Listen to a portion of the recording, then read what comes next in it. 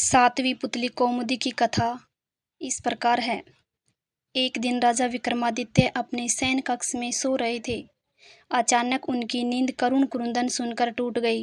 उन्होंने ध्यान लगाकर सुना तो रोने की आवाज़ नदी की तरफ से आ रही थी और कोई स्त्री रोए जा रही थी। विक्रम की समझ में नहीं आया कि कौन सा दुख उनके राज्य में किसी स्त्री को इतनी रात गए बिलख बिलख कर रोने को विवश कर रहा है। उन्होंने तुरंत राज परिधान पहना और कमर में तलवार लटकाकर आवाज़ की दिशा में चल पड़े।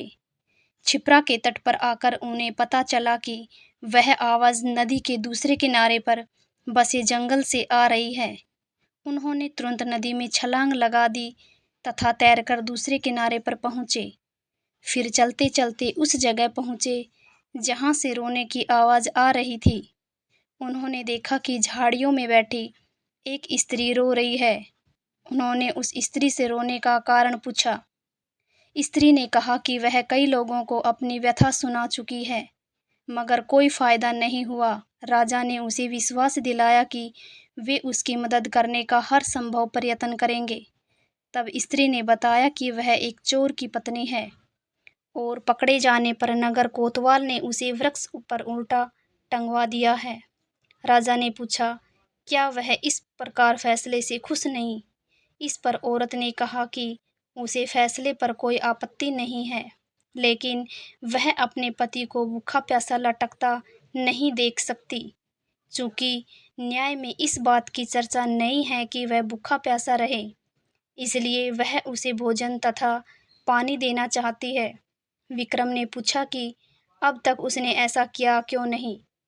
इस पर औरत बोली कि उसका पति इतने ऊंचाई पर टंगा हुआ है कि वह बगैर किसी की सहायता के उस तक नहीं पहुंच सकती और राजा के डर से कोई भी दंडित व्यक्ति की मदद को तैयार नहीं होता।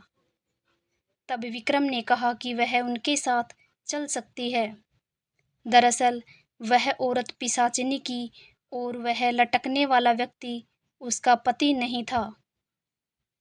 वह उसे राजा के कंधे पर चढ़कर खाना चाहती थी। जब विक्रम उस पेड़ के पास आए तो वह उस व्यक्ति को चट कर गई। तृप्त होकर विक्रम को उसने मनचाही चीज मांगने को कहा। विक्रम ने कहा वह अन्नपूर्णा प्रदान करें, जिससे उनकी प्रजा कभी भूखी नहीं रहे।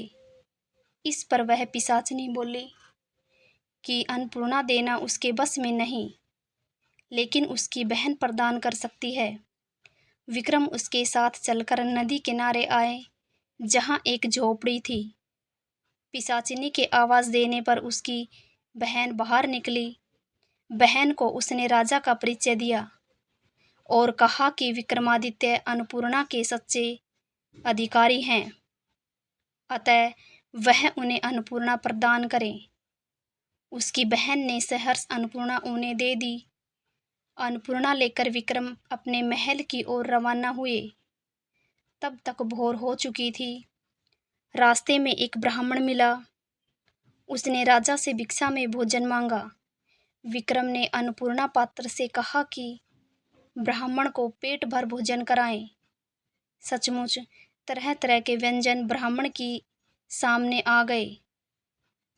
जब ब्राह्मण ने पेट भर खाना खा लिया तो राजा ने उसे दक्षिणा देना चाहा। ब्राह्मण अपनी आंखों से अन्नपूर्णा पात्र का चमत्कार देख चुका था, इसलिए उसने कहा, अगर आप दक्षिणा देना ही चाहते हैं तो मुझे दक्षिणा स्वरूप यह पात्र दे दें, ताकि मुझे किसी के सामने भोजन के लिए हाथ नहीं फैलाना पड़े। विक्रम ने बेहिचक उसी क्षण उसे वह पात्र दे दिया। ब्राह्मण राजा को आशीर्वाद देकर चला गया और वे अपने महल लौट गए। कहानी को अंत तक सुनने के लिए आप सभी का बहुत बहुत धन्यवाद। आशा करती हूँ कि आपको ये कहानी पसंद आई होगी। अगर आपको ये कहानी पसंद आई है तो चैनल को सब्सक्राइब करें, वीडियो को लाइक करें और ज़्यादा से ज़्यादा शेयर करें। धन्यवाद दोस्तों।